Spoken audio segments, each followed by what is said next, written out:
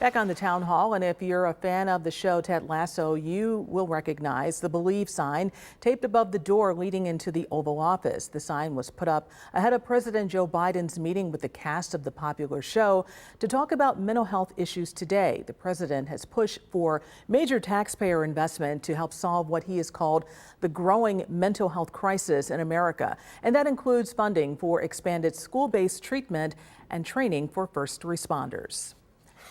And here in Western New York, if you or someone you know needs mental health support or looking to learn more, there will be a day of hope and healing this Saturday at the Delavan Grider Community Center. And joining us now live in the studio is Melinda DuBois. She's the executive director for the Mental Health Advocates of Western New York, the group that is hosting that event. And also joining us is Michael Ball, Vice President of Community Affairs at Highmark Blue Cross Blue Shield of Western New York. We got to make sure we get all of that in there. Who are you encouraging to come to this event this coming Saturday? Well, this Saturday we're having this beautiful event of hope and healing for families. So we're encouraging people who are interested in learning more about mental health resources, but also are interested in having some fun activities to really support their healing, to come out and join us for a fun event. What resources will be available? Because I think we're at a time now in Western New York, they're begging for help me. So what resources will be there? Well, you know, this group that's gotten together, this collaborative of mental health professionals, we've called We Are Change. It's hashtag We Are Change. And we're going to really promote the mental health resources that we have in our community. There will also be resources available on our website, which is mhawny.org. So we'll have tabling for mental health professionals and clinicians in the community that people can get resources, they can get information, as well as have some fun activities.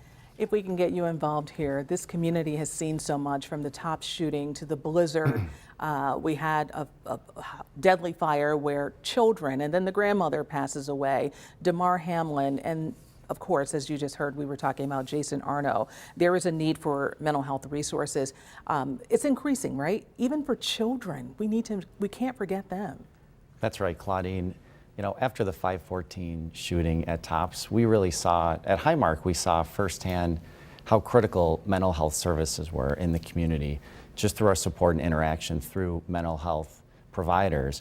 We're so fortunate to have a community of mental health workers and providers, and it was really important that after the December snowstorm, we made a commitment to help support the community through that crisis.